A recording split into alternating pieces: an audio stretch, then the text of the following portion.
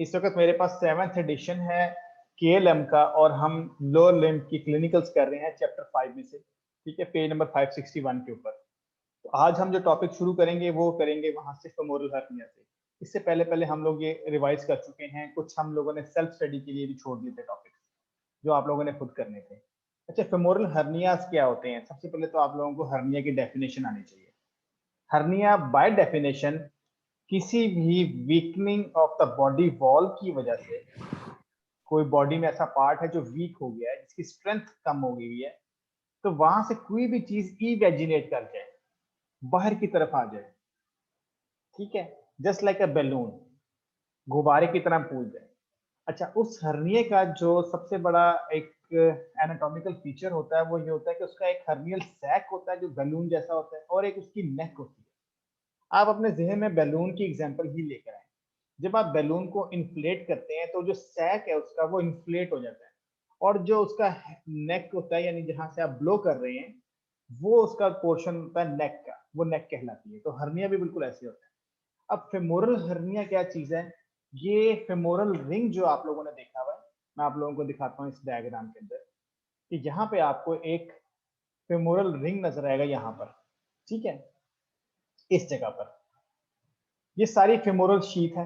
इस femoral sheath के अंदर के जो कंटेंट्स हैं उसमें जो आपकी आर्टरी है वो मोस्ट लेटरल पड़ी हुई है as compared to the vein. Vein जो है वो मीडियल है, और मोस्ट मीडियल जो है वहां पर ये जो एरिया है इसे हम कहते हैं फेमोरल रिंग। फेमोरल रिंग जो है ये पोटेंशियल स्पेस है फेमोरल हर्निया के लिए। नंबर 2 चीज, यहाँ पर कुछ भी नहीं है, जस्ट फेमोरल केनाल है, और इसके अंदर डीप इंग्वानल लिम्फ नोड्स बने हुए हैं, जिसको हम lymph nodes of Rojan Muller के नाम से भी जानते हैं। अब क्या होता है कि जब आपके पास पेशेंट आएगा तो वो कैसे प्रेजेंट करेगा? वो आपके पास ऐसे प्रेजेंट करेगा कि उसके एक साइड पे छोटी सी स्वेलिंग होगी। पेशेंट ये कंप्लेन करेगा कि डॉक्टर साहब something is coming out from the body, ये जगह फूल रही है मेरी। अच्छा, जब ये पेशेंट कंप्लेन आपके पास लेकर आएगा तो आप उससे पाल्पेट करेंगे, आप उससे एग्जामिन करेंगे। तो उस एग्जामिनेशन में आप इस नतीजे पे पहुंचेंगे कि क्योंकि ये फेमोरल जो आपका, ये जो आपका लिगामेंट है जिसको हम इंग्वाइनल लिगामेंट कहते हैं, इसके नीचे एक स्वेलिंग है। तो ये स्वेलिंग जो है ये फेमोरल ट्रायंगल के लेवल पे है, तो आप डायग्नोस कर लेंगे दिस इज फेमोरल हर्निया। अब इस हर्निया में क्या होगा कि ये जो एरिया था फेमोरल रिंग वाला, यहाँ से गट का कोई भी लूप जो है वो इवेजिनेट कर गया, फ्रॉम पेल्विस टू थाइर एरिया में आ गया, तो ये हर्निएशन होगी। अब ये गट लूप स्ट्रेंगुलेटेड भी हो सकता है, घूम भी सकता है, इस्कीमिया भी इस पर डेवलप हो सकता है, कोई भी इसकी कॉम्प्लिकेशन हो सकती है। तो अगर तो रिड्यूस हो जाए, यानी ये वापस चला जाए आपके मेनूवर से, ये वापस चला जाए, that is called reducible hernia. और अगर रिड्यूस ना हो तो इसे हम कहते हैं इररिड्यूसेबल हर्निया, कि ये रिड्यूस नहीं हो सकता, वापस नहीं जा सकता। इट्स अ सर्जिकल इमरजेंसी, ये क्रिटिकल इमरजेंसी है। इसमें गट लूप का इस्कीमिया भी हो सकता है, कुछ भी हो सकता है, ब्लड वेसल भी ट्रैप हो सकता है। तो ये था फेमोरल हर्निया। अच्छा, अब इसको कैसे हम ठीक करेंगे? The word is we use is herniorrhaphy and hernioplasty और हर्नियोटमी। हर्निया को काट देंगे दैट इज हर्नियोटमी, अगर हम हर्निया को रिपेयर करेंगे दैट इज हर्नियोरेफी। अब कैसे करेंगे इसको, ये देखिएगा, ये इसका फेमोरल रिंग है, और इस फेमोरल रिंग को हम यहाँ इसकी बैक साइड पे जाता है लेक्यूनर लिगामेंट। ये आपको थोड़ा सा मैं डायग्राम दोबारा बताता हूँ, आप मेरे माउस पॉइंटर को फॉलो कीजिएगा। ये थोड़ी सी एनाटॉमी ट्रिकी है यहाँ पे, लेकिन आप इस ट्रिक को समझिए। ये इंग्वाइनल लिगामेंट है, ये पूरा inguinal ligament anterior superior iliac spine से शुरू हुआ, ये मिड इंग्वाइनल पॉइंट आ गया, और ये प्यूबिक जो सिंथेसिस था, यहाँ प्यूबिक ट्यूबरकल था, यहाँ जाकर ये अटैच हो गया। ठीक है, ये है आपका इंग्वाइनल लिगामेंट। अच्छा, अब हम थोड़ा सा आगे जाके देखते हैं। यही इंग्वाइनल लिगामेंट जब अंदर की तरफ चला जाएगा, अटैचमेंट साइड के बाद जब थोड़ा सा इनसाइड डीप चला जाएगा, this portion is called lacunar ligament. ठीक है, और ये इसका फेमोरल रिंग है। ये फेमोरल रिंग फेमोरल शीथ का कंटेंट है। तो हम इस रिंग को यहां से इंसिजन देके काट देंगे, तो हर्निया हमारा रिड्यूस हो जाएगा। उसके बाद ये गट लूप वापस भेज के इसको हम स्टिच कर देंगे, दैट्स इट। ये हमने पोटेंशियल स्पेस ही खत्म कर दी। अच्छा, अब यहाँ कॉम्प्लिकेशन आती है। फेमोरल रिंग और या लेक्यूनर लिगामेंट पर हम जहाँ काटने की कोशिश करते हैं तो यहाँ पर एक एबेरेंट ऑब्चुरेटर आर्टरी पड़ी हुई होती है, देखिए लिखा हुआ है एबेरेंट ऑब्चुरेटर आर्टरी। लास्ट टाइम मैंने आपको बताया था कि एबेरेंट का मतलब होता है नागवार, यानी कि जरूरत नहीं थी वहां पे इसकी। तो ये अब जब एबेरेंट ऑब्चुरेटर आर्टरी यहाँ से गुजर रही होगी तो समटाइम वो कट जाती है, उस कटने की वजह से ब्लीडर हो जाता है, बहुत ज्यादा ब्लीडिंग होती है। पेशेंट जो है उसकी टेबल डेथ का खतरा होता है क्योंकि ये आर्टरी बड़ी साइज की होती है। तो यहाँ पर हम लोगों ने जब इसकी इंसिजन देना है और जब इसको हमें हर्नियोटमी करनी है तो हमने इस चीज का ख्याल रखना है कि कहीं यहाँ पर एबेरेंट ऑब्चुरेटर आर्टरी ना हो, ठीक है। तो ये हम लोगों ने फेमोरल हर्निया में हमने ये चीज देख ली, और यही बात इसके जो वर्ड्स हैं यही चीज लिखी हुई है, यही बात लिखी है। देखिए, hernia is bounded by the femoral vein laterally and the lacunar ligament medially. तो ये सारी बात इसमें लिखी हुई है। अब आगे थोड़ा सा देख लेते हैं कि फर्दर क्या लिखा हुआ है। ये देखें, रिप्लेस्ड और एसेसरी ऑब्चुरेटर आर्टरी। रिप्लेस्ड या एसेसरी ऑब्चुरेटर आर्टरी के बारे में मैंने आपको ये बताया कि ये देखें, यहाँ पर आपको जो नीचे डायग्राम थी उसमें बड़ा क्लियर कट मैंने आप लोगों को दिखाया था कि उसमें एक आर्टरी पड़ी हुई थी। इसकी क्लिनिकल इंपॉर्टेंस क्या है, ये 20% लोगों में होती है, ठीक है।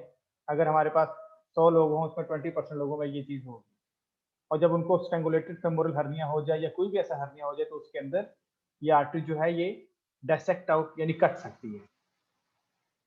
तो अब थोड़ा सा आगे हम क्लिनिकल फर्दर देख लेते हैं। जैसे किसी भी बरसा की इन्फ्लेमेशन हो जाए तो उसे बरसाइटिस कहते हैं। ऐसी इन्फ्लेमेशन जो ट्रोकेंटेरिक एरिया पे बरसा को हो जाए तो उसको ट्रोकेंटेरिक बरसाइटिस भी बोलते हैं। इसकी डेप्थ आप लोग खुद सेल्फ स्टडी कर लीजिएगा कि ये क्यों होता है, कैसे होता है। इसी तरह स्किल बरसाइटिस भी होता है, जो स्किल ट्यूबरोसिटी होती है जिसके ऊपर आप बैठे हुए हो। जब आप बैठे हुए हो तो आपकी स्किल ट्यूबरोसिटीज जो है वो डायरेक्टली स्टूल के साथ या आपकी जो चेयर है उसके साथ ये डायरेक्टली प्रेस कर रही है चीजों को। तो अल्लाह ताला ने उस बोन को बरसा के थ्रू सेपरेट किया हुआ है। एंड व्हाट इज बरसा? बरसा is a cushion like structure, ठीक है, which prevents the friction of the bone against the skin और अ मसल। तो ये बरसा की डेफिनेशन है। जब आप प्रोलॉन्ग सिटिंग करते हैं किसी हार्ड प्लेस के ऊपर, किसी हार्ड बेंच के ऊपर बैठते हैं तो उसकी वजह से स्किल बरसाइटिस यानी स्किल ट्यूबरोसिटी के नीचे जो बरसा पड़ा है उसकी इन्फ्लेमेशन हो जाती है, वो पेन पेशेंट फील करता है। ये सारी बात यहाँ लिखी हुई है। For example cycling, rowing and other activities involving repetitive hip extensive या एक्सटेंशन ऑफ द, ठीक है, वो उसमें ये जो बरसा है ये इन्फ्लेम हो जाता है, फ्रिक्शन बहुत ज्यादा होती है। तो इसमें अक्सर कैल्सिफिकेशन यानी हार्डनिंग हो जाती है इसके अंदर, बरसा के अंदर। तो वो क्रॉनिक बरसाइटिस की एक निशानी है। अब एक वर्ड इसमें यूज किया है, प्रेशर सोर्स। प्रेशर सोर्स का मतलब होता है जहां पर प्रेशर पॉइंट्स हैं वहां पर इंजरीज हो जाए और पेन शुरू हो जाए, दैट इज प्रेशर। दूसरी चीज आपने देखी है, अक्सर सुनी होगी, हैमस्ट्रिंग इंजरीज, कि जी उसको हैमस्ट्रिंग इंजरी होगी, फलाने प्लेयर की हैमस्ट्रिंग इंजरी होगी, he is not able to play the next match. तो हैमस्ट्रिंग मसल्स जो हैं वो आप लोगों ने पढ़ लिए हैं अपनी ग्रॉस एनाटॉमी के अंदर कि वो posterior compartment of the thigh के मसल्स हैं, those muscles are known as hamstring injuries. ये कब होती हैं? ये अक्सर उस वक्त होती हैं कि जब आप वार्म अप नहीं होते और सडनली आप भागने की कोशिश करते हैं, at that time micro traumas शुरू हो जाते हैं हैमस्ट्रिंग मसल्स के अपने ओरिजिन और इंसर्शन पॉइंट्स के ऊपर। या दूसरे नंबर पे आप इन मसल्स को एक्सटेंसिवली यूज करते हो। वो एक्सटेंसिव यूजेज क्या है कि सडनली आपने वार्म अप भी नहीं हुए, अगर हो भी गए कोई बात नहीं, आपने भाग कर किक मारनी है फुटबॉल को या बहुत जोर से साइकिलिंग करनी है, तो वो क्या होगा, हैमस्ट्रिंग मसल्स के जो फाइबर्स होते हैं वो क्या कहते हैं, टीयर अप हो जाते हैं, माइक्रो ट्रॉमा उसमें आ जाता है। तो ये इसका छोटा सा फिनोमिना है। इसमें आप लोग ये जो है रीडिंग वो देख लीजिएगा, सारी बातें ये लिखी हुई हैं, basketball, baseball, football, soccer. Soccer हम लोग फुटबॉल को कहते हैं जो हम आम मैच देखते हैं, जो इंग्लिश फुटबॉल है। अच्छा, अब ये क्लिनिकल थोड़ा सा इंपॉर्टेंट है, injury to the superior gluteal nerve. आप लोगों को ये पता है कि जो इंजरी होती है सुपीरियर ग्लूटियल नर्व की, उससे कौन सा मसल डैमेज होगा? इसका एक निमोनिक मैं आपको बता देता हूँ। जो सुपीरियर ग्लूटियल नर्व है, मैंने इसको ध्यान में रखा है ऊपर वाली नर्व, नीचे वाले मसल को सप्लाई करेगी और नीचे वाली नर्व ऊपर वाले मसल को सप्लाई करेगी। इसको मैं थोड़ा सा इजी कर देता हूँ। सुपीरियर ग्लूटियल नर्व सप्लाई करती है ग्लूटियस मीडियस और मिनिमस को। ये नीचे मसल्स पड़े हुए हैं, डीप पड़े हुए हैं। इंफीरियर ग्लूटियल नर्व जो है वो सप्लाई करती है किसको? आपके ग्लूटियस मैक्सिमस को। तो थोड़ा सा वाइस वर्सा देख लेना था आपने। अच्छा, अब सुपीरियर ग्लूटियल नर्व की जब इंजरी होगी तो उसके अंदर ग्लूटियस मीडियस का जो है वो फंक्शन लॉस हो जाएगा। और उसका फंक्शन क्या है? उसके दो फंक्शंस हैं।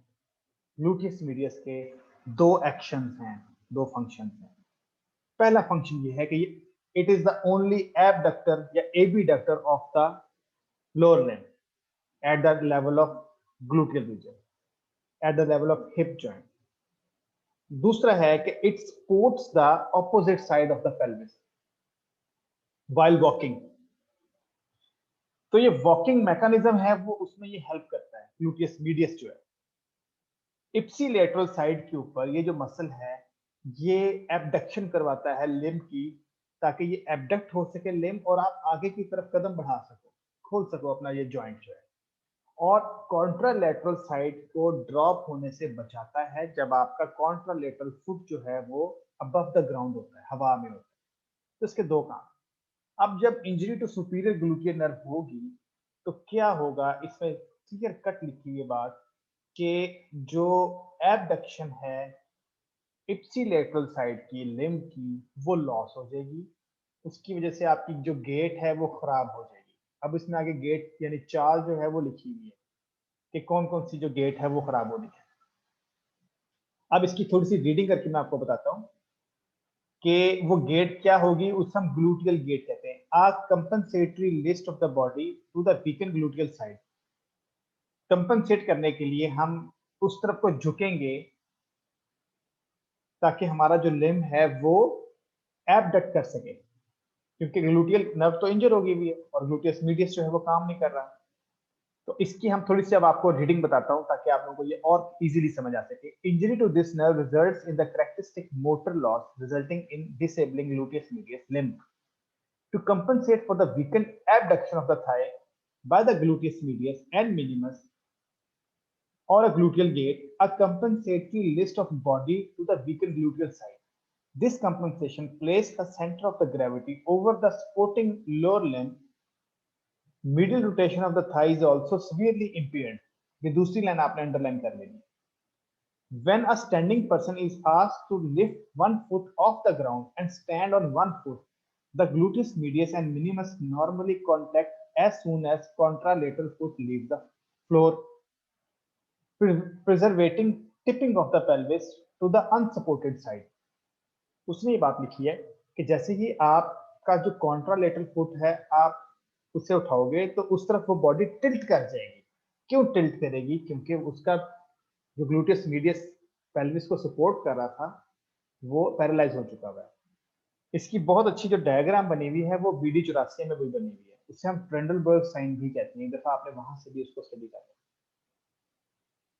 अब लिखा है कि when a person who has suffered a lesion of the superior gluteal nerve is asked to stand on one leg, the pelvis on the unsupported side descends. वो गिर गई unsupported side, indicated that the gluteus medius and minimus on the supported side are weak or non-functional. This sign is referred to clinically as a positive Trendelenburg sign. दूसरे science क्या कहलाते हैं? उसमें शामिल है अगर कुछ फ्रैक्चर हो जाए ग्रेटर ट्रोकेंटर का तब भी ऐसे ही होगा, या डिसलोकेशन हो जाएगी तब भी ऐसे होगा। तो ये सारा मैकेनिज्म है, ये आप लोग देख लीजिएगा। इसमें स्टेपिंग गेट का फिनोमेना भी देख लीजिएगा, वो मैं आप लोगों को अभी पढ़ के बता देता हूँ कि स्टेपिंग गेट या वेल्डिंग गेट क्या होती है, लर्चिंग गेट क्या होती है। ये सारी बातें आपकी इसमें बुक में भी लिखी हुई, मैं आपको बता भी देता हूँ। When the pelvis descends on the unsupported side, the lower limb becomes in effect too long and does not clear the ground when the foot is brought forward in the swing phase or walking. बात करने का मकसद ये है कि जब आपका पाँव आप आगे कदम बढ़ाते हो उसके लिए एबडक्शन जरूरी है और एबडक्शन वहां हो नहीं रही तो आप एक साइड पर झुक जाते हैं। उस झुकने की वजह से जो गेट होती है वो लर्चिंग गेट भी होती है। अगर आप दोनों तरफ झुक रहे हो यानी कि दोनों साइड से, इस साइड पे भी झुक रहे हो, लेफ्ट साइड पे भी झुक रहे हो, राइट पे भी, उसे हम कहते हैं वैडलिंग गेट। तो ये जो गेट फिनोमेना है ये आप लोगों को इजीली समझ आ जाएगा। अब ये देखें जो सारी बात लिखी गई है कि ये नॉर्मल जो है, ये नॉर्मल, ठीक है, ये इसका जो फुट है ये ऑफ द ग्राउंड है, तो यहाँ पेल्विस नीचे ना जाए, तो ग्लूटियस मीडियस जो है वो इस साइड को, कॉन्ट्रालेटरल साइड को सपोर्ट करता है और पेल्विस एक ही प्लेन में रहती है। आपका सिर्फ ये थाई और ये फुट मूव करता है। अगर ये पैरालाइज हो जाए और आपका पेशेंट जो है यहाँ से फुट को रेज करे, तो पेल्विस ड्रॉप हो जाएगी, क्योंकि ये मसल कॉन्ट्रैक्ट नहीं किया, इसने पेल्विस को सपोर्ट नहीं किया। तो ये कहलाता है ट्रेंडलबर्ग साइन। मैं दोबारा आपको इजीली रिपीट कर देता हूँ, समराइज कर देता हूँ कि कॉन्ट्रालेटरल साइड यानी ऑपोजिट साइड का ग्लूटियस मीडियस मसल जो है वो इस साइड को सपोर्ट करता है when the foot is of the ground. Pelvis drop नहीं होती, ये पेल्विस स्ट्रेट रहती है। अगर ये मसल पैरालाइज हो जाए तो ऑपोजिट साइड की पेल्विस ड्रॉप हो जाएगी नीचे की तरफ, जब पेशेंट जो है वो अपना फुट को रेज करेगा। This sign is known as Trendelenburg sign, ठीक है। इस वजह से इसको कंपनसेट करने के लिए इंसान जो है वो इस साइड पे झुकेगा या इस साइड पे झुकेगा, तो ये इसकी गेट यानी उसकी चाल जो है वो खराब हो जाएगी। And that gait may be known as, also known as lurching gait. अगर दोनों साइड्स पे झुक रहा है तो वेडलिंग गेट, ठीक है। ये गेट्स आपकी सारी इसमें लिखी है। अच्छा, थोड़ा सा क्लिनिक हम आगे भी देख लेते हैं। अब हम injury to the sciatic nerve देखते हैं, ठीक है। थोड़ा सा इसको रीड कर लेते हैं, क्योंकि इसमें दो तीन बातें उसने लिखी हुई हैं, वो मिस ना हो जाए। इसमें वो कहता है कि a pain in the buttocks में results from compression of the sciatic nerve by the piriformis. इसको हम पिरिफॉर्मस सिंड्रोम भी कहते हैं। जो चीज ब्रैकेट्स में और इटैलिक फॉन्ट में लिखी है उसको लाजमी अंडरलाइन करके हाइलाइटर से हाईलाइट कर दिया करो, क्योंकि छोटी छोटी बातें एग्जामिनर के नजर से जब गुजरती हैं तो वो पेपर सेट कर लेता है आपका इसमें से। तो पिरिफॉर्मस सिंड्रोम जो है ये मॉड्यूलर सिस्टम के अंदर अक्सर ये केस बेस्ड स्टडीज आ जाती होती हैं, ठीक है। Individual involved in sports that require excessive use of the gluteal muscles, for example ice skaters, cyclists and rock climbers, and women more likely to develop this syndrome. In approximately 50% of the cases, the histories indicate trauma to the buttocks associated with the hypertrophy, increase in the bulk, and spasm of the piriformis. ये piriformis syndrome discuss हो रहा है। इसकी वजह से sciatic nerve जो है वो कंप्रेशन की तरफ चली जाती है, और जब शैटिक नर्व कंप्रेस होती है तो उसकी वजह से जो जो उसके एरियाज हैं मस्कुलर सप्लाई यानी मोटर सप्लाई के, वो इफेक्ट होते हैं। जो उसकी सेंसरी सप्लाई है जहां से वो पेन की stimulus, touch, pain, temperature pathway है, वो भी डिस्टर्ब होता है। और जिस जॉइंट को वो सप्लाई कर रही है वहां पे भी पेन होती है, and that is the rapid pain. उसको हम कहते हैं शैटिका। वो आगे हम डिस्कस करेंगे। अच्छा, अब देखा आगे, complete section of the sciatic nerve is uncommon, यानी कि फुल नर्व जो है वो कटना, नर्व पूरी की पूरी कट गई, it's uncommon. However, when it occurs, the leg is useless because extension of the hip is impaired and flexion as well, यानी कि फ्लेक्शन और उसकी एक्सटेंशन हिप की और फ्लेक्शन ऑफ द लेग वो खत्म हो गई। All ankle and foot movements are also lost। Simple सी बात है, sciatic nerve is the chief nerve of the lower limb. एक दफा फुली उड़ जाती है वो नर्व, कट जाती है, तो लिम्ब जो है वो बेकार हो जाता है। Incomplete section of the sciatic nerve क्या होगा? फ्रॉम द स्टैब वुंड्स, किसी ने खंजर मार दिया, may also involve the inferior gluteal and posterior femoral cutaneous nerves. Recovery from a lesion of the sciatic nerve is slow and usually incomplete। इतनी सी बात उसने लिखी है, कुछ में ज्यादा डिटेल नहीं लिखी है। With respect to the sciatic nerve, the buttocks has a side of safety, its lateral side, and side of danger, its medial side। ये इंपॉर्टेंट है, इसको अंडरलाइन कर लो आप लोग कि उसकी जो लेटरल साइड है उसे हम साइड ऑफ सेफ्टी बोलते हैं, और जो मिडिल साइड है बटक्स की वो डेंजर साइड है। अब इसकी वजह से ये क्लिनिकल इंपॉर्टेंस है कि हम इंजेक्शन जो है, जो ग्लूटियल रीजन है, वो हम कहाँ पे देंगे। अब ये ग्लूटियल रीजन मेरे पास सामने आ रहा है एक साइड का, इसको मैं अगर 4 क्वाड्रेंट्स में डिवाइड करूं यूं और ऐसे, तो मेरे पास 4 क्वाड्रेंट बन गए, अपर मीडियल, लोअर मीडियल, अपर लेटरल लो लेटरल। तो जो मीडियल साइड है वो डेंजर जोन है, lateral side safe zone. Middle side इसलिए डेंजर जोन है कि यहाँ बहुत सारी नर्व्स एंड वेसल हैं, उसमें शैटिक नर्व है, उसमें सुपीरियर इंफीरियर ग्लूटियन नर्व्स और वेसल्स हैं, तो हम यहाँ इंजेक्शंस नहीं देते। ये जो साइड है upper lateral side, it is the safe side. तो हम intra gluteal region upper lateral quadrant में हम लोग यहाँ पे देंगे, इस जगह पर। दिस इज द पॉइंट, ठीक है। जब भी आप फ्यूचर में इंशाल्लाह इंजेक्शन दें तो आप लोगों ने इस चीज का ख्याल रखना है कि the safest side is the upper lateral quadrant of the gluteal region, ठीक है। और यही बात इसके अंदर लिखी हुई है। तो यहां तक हमारी क्लिनिकल इंपॉर्टेंस थी। ये देखें, तो ये उन्होंने सुपीरियर ग्लूटियल नर्व वगैरह बना के इसको 4 हिस्से में डिवाइड किया हुआ है और यहाँ पर safe area for the injection लिख दिया हुआ है, ठीक है। ये एरिया सेफ है। तो आप यहाँ से देखकर इन डायग्राम को जहन में रख सकते हैं और उसके बाद फ्यूचर में इंशाल्लाह इंट्रामस्कुलर इंजेक्शन यहाँ पे आप देख सकते हैं। It is the safest area. जिन लोगों का डेल्टॉइड मसल इतना पावरफुल या इतना बल्कि नहीं होता तो हम प्रेफर करते हैं कि यहाँ पर हम ग्लूटियल रीजन में इंजेक्शन दें, इंट्रामस्कुलर जितने भी हैं। It is one of the safest area in the body, ठीक है। तो हमारे क्लिनिकल यहाँ तक थे। आई होप कि आप लोगों को समझ भी आ गई होगी, आपको थोड़ा बहुत इंटरेस्टिंग भी लगा होगा। तो रिव्यू के लिए आप इस वीडियो को दोबारा भी सुन सकते हैं अपनी बुक ओपन करके।